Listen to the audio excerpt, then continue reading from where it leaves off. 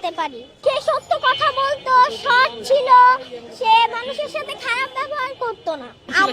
আমার খুবই খারাপ লাগলো যে আল্লাহ এত ভালো একটা মানুষকে মেরে ফেললো।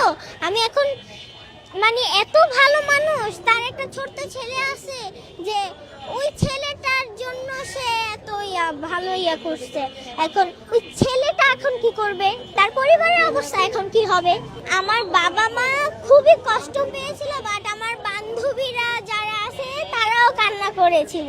মানে আমাদের সরকার যেই আসুক না কেন, ওসমান আলীকে যেই খুনি হত্যা করেছে তার যেন বিচার হয়। সত্য কথাটা বলার কারণে তাকে গুলিবিদ্ধ করে মেরে ফেলা হলো।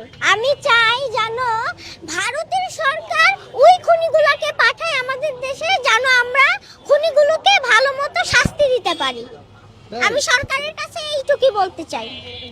এই যে ভারতের মানে ভাইয়াকে, হাদি ভাইকে হত্যা করে গুলিবিদ্ধ করে যে খুনিগুলো পালিয়ে গেল ভারতে, এই যে নরেন্দ্র মোদি, তারা কেন আশ্রয় দিচ্ছে?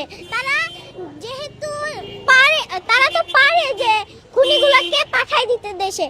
আমি চাই যেন খুনিগুলোকে নরেন্দ্র মোদি পাঠাই দেয়, আর আমরা যেন ভালো মতো ওদেরকে শাস্তি দিতে পারি।